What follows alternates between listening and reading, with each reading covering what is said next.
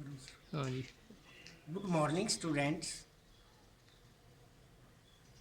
If you want to learn English, there is a great need to learn, first of all, three chapters: tenses, voice, and non-finites. If you don't know about the non-finites, you will not be able to learn English correctly. Therefore, हम आज आपको non finites का lesson सिखाने जा रहे हैं.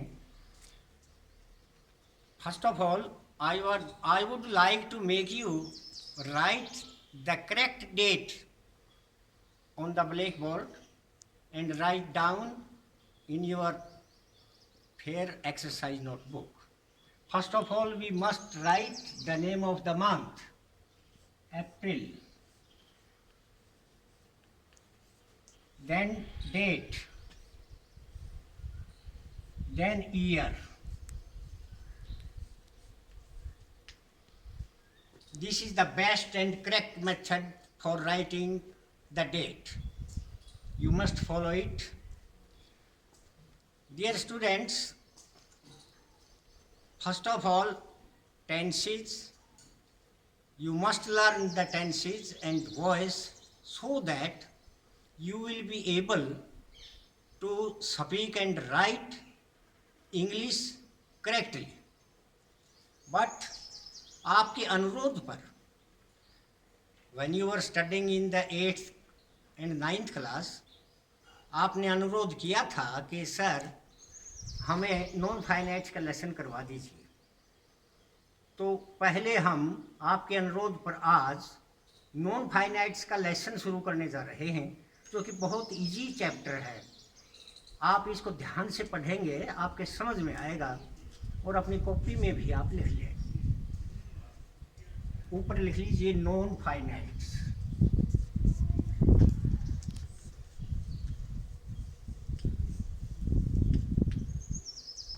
हिंदी में non finites को असीमित क्रियाएं कहते हैं. असीमित क्रियाएं.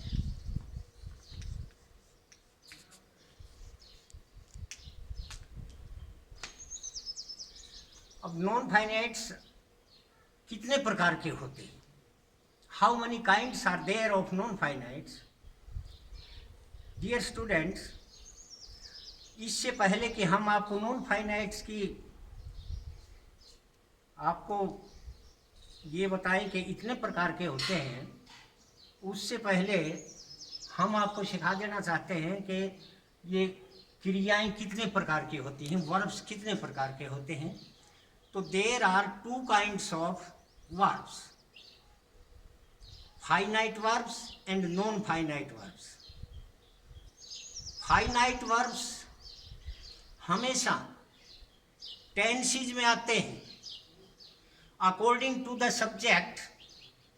जैसे ही है, शी है, दे है, वी है, मोहन एंड सोहन है. उसके अनुसार अपना स्वरूप, अपना हेल्पिंग वर्ब वगैरह चेंज करते रहते हैं. वो है फाइनाइट वर्ब्स. ये सब्जेक्ट के अकॉर्डिंग और सब्जेक्ट के person, first person, second person, third person के अनुसार चेंज होते रहते हैं. परंतु नॉन फाइनाइट्स की ये विशेषता है कि ये सब्जेक्ट के अकॉर्डिंग नहीं बदलते. ये अपनी मर्जी के मालिक होते हैं. अब ये हम ब्लैक बोर्ड पर आपको लिखकर कुछ सेंटेंसेस आपको बताएंगे कि इनमें अंतर क्या है और ये किस प्रकार से सब्जेक्ट के अनुरूप अपने आप को चेंज नहीं करते हैं, जबकि फाइनाइट वर्ब्स चेंज करते हैं. देखिए आप ब्लैक बोर्ड पर. पहले आप इनकी छोटी सी डेफिनेशन लिख लीजिए. Non finite verbs never change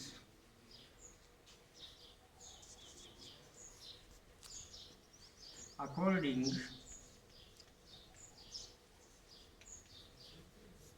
to the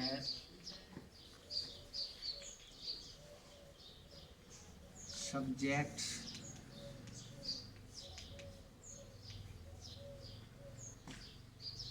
number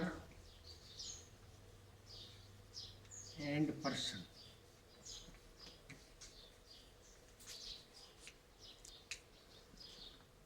Hindi में भी लिख लीजिए, नॉन फाइनाइट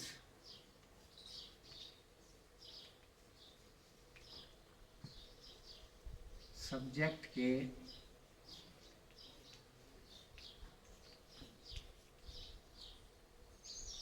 पर्सन और नंबर के अनुसार नहीं बदलते।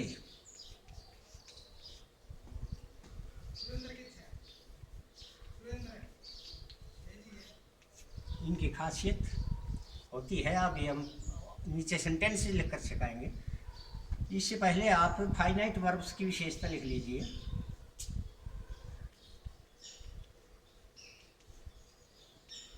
फाइनाइट वर्ब्स आर चेंज्ड, बदल दिए जाते हैं। आर चेंज्ड, बदल दिए जाते हैं, पैसिव वॉइस में है। अकॉर्डिंग के अनुसार,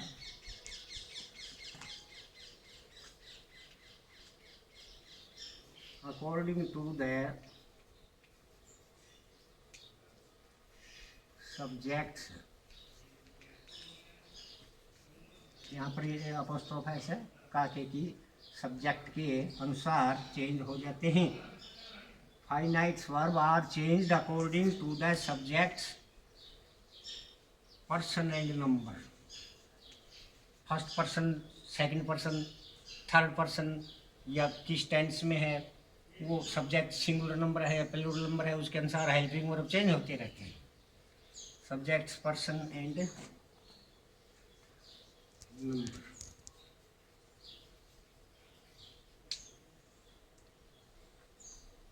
एक बार मैं बता देता हूँ।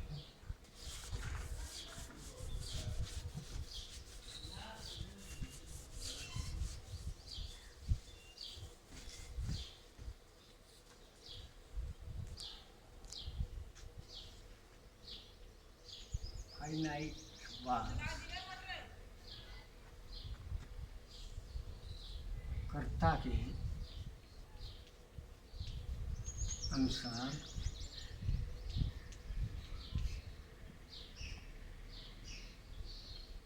अपने हेल्पिंग वर्ब्स बदलते रहते हैं।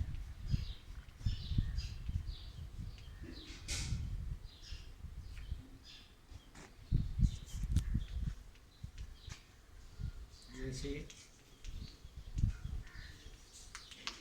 I am going to the बाजार।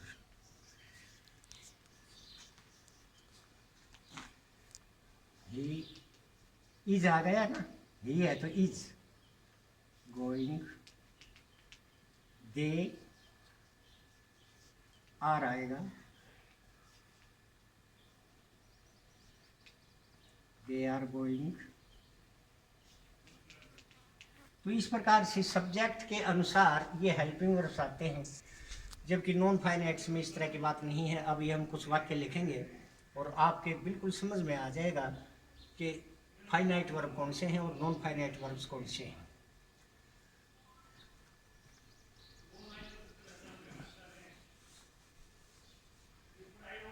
इसमें एक इम्पोर्टेंट टास्क और लिख लीजिए, सेकंड है फाइनाइट वर्ब्स, बहुत इम्पोर्टेंट है, ऑलवेज कम इन ए टेंस।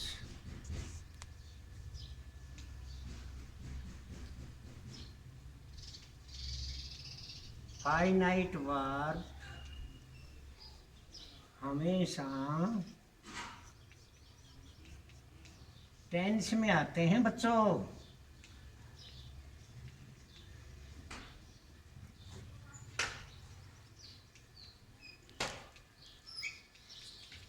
टेंस में आते हैं। अब आप देखेंगे, हम कुछ वाक्य लिखेंगे ब्लैक बोर्ड पर, उनमें से आपने फाइनाइट वर्ब और नॉन फाइनाइट वर्ब्स के बारे में समझाते हैं।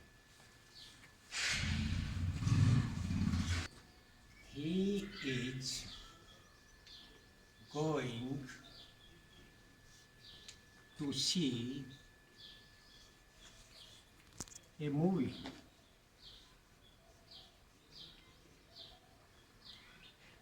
वह एक फिल्म देखने जा रहा है या वह एक फिल्म देखने जाएगा। निकट भविष्य के लिए हम प्रेजेंट कंटिन्यूस का टेंस यूज करते हैं, परंतु आप सिंपली सीख लीजिए वह एक फिल्म देखने जा रहा है।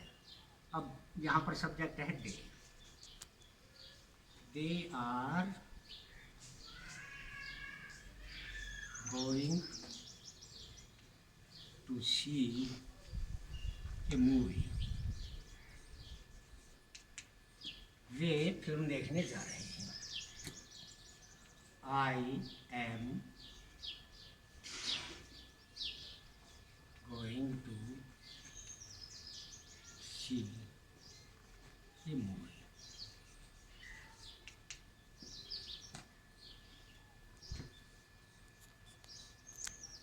Radha and Meena are going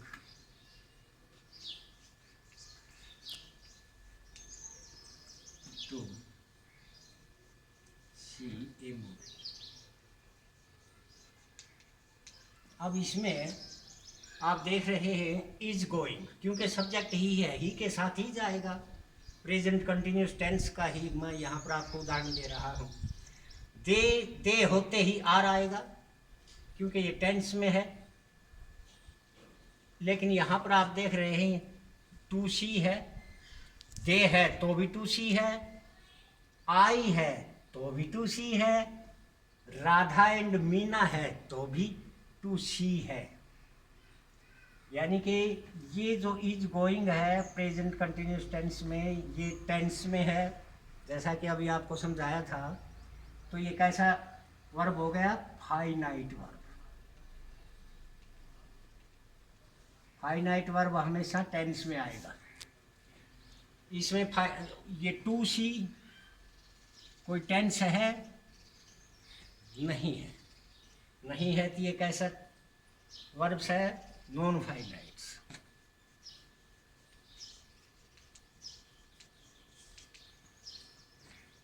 दे के साथ आर गोइंग, आर आता है दे के बाद, तो ये हो गया टेंस में प्रेजेंट कंटिन्यूस टेंस। और टेंस है तो ये फाइनाइट वर्ब है। आप सभी जानते हैं कि ऑलवेज टेंस में ही फाइनाइट वर्ब्स आते हैं। और ये इसमें टू सी नॉन फाइनाइट के ऊपर कोई प्रभाव नहीं है सब्जेक्ट का, चाहे सब्जेक्ट सिंगुलर नंबर है चाहे प्लूरल नंबर है, लेकिन यहाँ पर टू सी है। नॉन फाइनाइट्स के ऊपर कोई प्रभाव नहीं सब्जेक्ट के पर्सन और नंबर का। यहाँ पर आप ही दे थर्ड पर्सन देख रहे हैं, कोई प्रभाव नहीं टू सी पर। यहाँ पर फर्स्ट पर्सन का सब्जेक्ट है, इसके ऊपर कोई प्रभाव नहीं, टू सी ही रहेगा। यहाँ इसमें आई है तो आई एम गोइंग टेंस में है, प्रेजेंट कंटिन्यूस में। तो ये कैसा वर्ब हो गया? फाइनाइट, क्योंकि टेंस में है। ये कैसा हो गया? Non finite. ये टेंस में नहीं आते नॉन फाइनाइट। आप आगे चलकर बहुत आसान तरीके से सीख पाएंगे। Radha and Meena plural number है तो आर गोइंग आएगा, और ये आ गया फाइनाइट वर्ब, टेंस में है। टू सी वही नॉन फाइनाइट वर्ब है, कोई प्रभाव। तो इस प्रकार से आप देख रहे हैं कि फाइनाइट वर्ब टेंस में आ रहा है। ही है तो गोज आएगा, he goes to see a movie.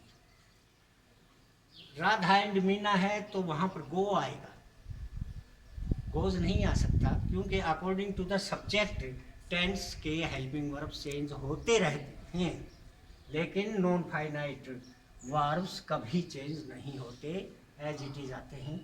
अब now we are going to write how many kinds are there of non finites, यानी कि अब हम सीखेंगे नॉन फाइनाइट्स कितने प्रकार के होते हैं और इनका कहाँ कहाँ यूज ये कैसे होता है। सर, वाक्य के आरंभ में होता है या वाक्य के बीच में होता है या कहीं वाक्य के अंत में होता है, तो ये हम धीरे धीरे सीखेंगे। अब आज हम आपको लिखवाने जा रहे हैं काइंड्स। अपनी कॉपी पर लिखते जाएंगे और समझते जाएंगे, ज़्यादा बड़ा नहीं है। There are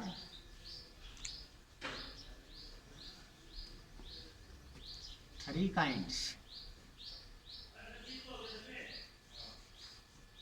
of non finites.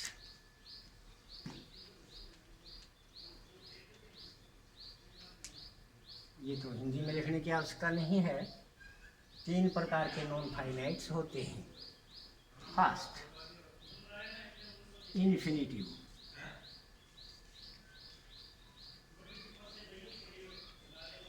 और मेरे प्रिय विद्यार्थियों, इन्फिनिटिव 2 प्रकार के होते हैं। फर्स्ट है bear infinitive.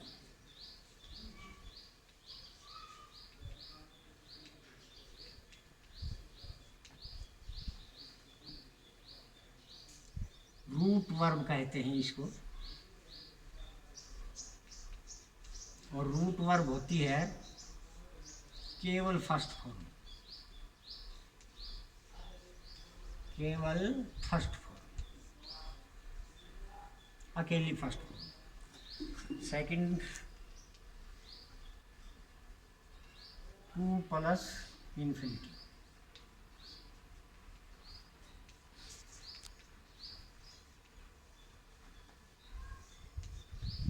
Two plus verb की फर्स्ट फॉर्म, आप समझ जाएंगे, वर्ब की फर्स्ट फॉर्म। Second, Geraint.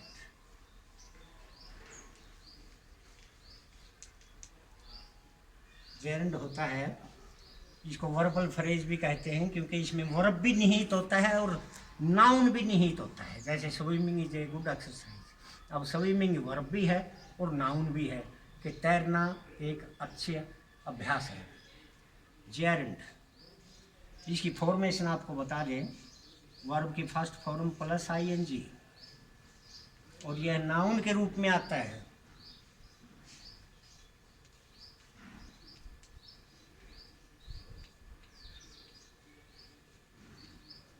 और यह नाउन के रूप में आता है। वर्ब तो है, होता ही है, वर्ब प्लस आईएनजी तो होता है वर्ब की फर्स्ट फॉर्म के साथ आईएनजी, लेकिन यह काम नाउन का करता है उसमें, इसलिए इसको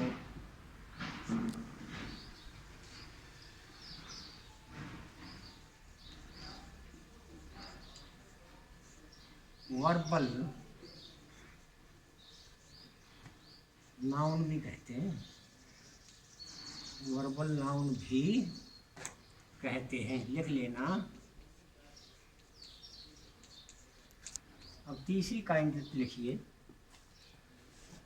आप बाद में आगे पीछे करके अपने मोबाइल पर लेसन को लिख जरूर लेना। थर्ड काइंड लिख लीजिए और समझते जाएं।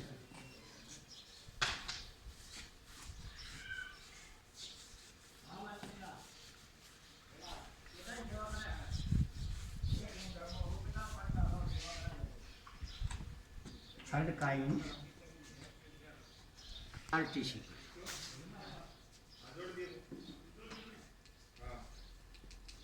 इस पार्टिसिपल के 3 पार्ट्स होते हैं। प्रेजेंट पार्टिसिपल, पार्टिसिपल वो होते हैं बच्चों जो नाउन की विशेषता बताते हैं। आप आगे चलकर सीखेंगे कैसे बताते हैं। प्रेजेंट पार्टिसिपल, पास्ट पार्टिसिपल,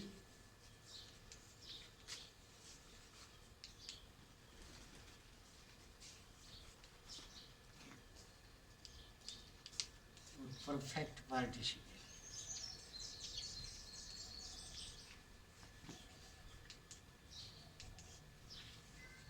अब हम एक एक करके इनकी विशेषता दिखवाते हैं।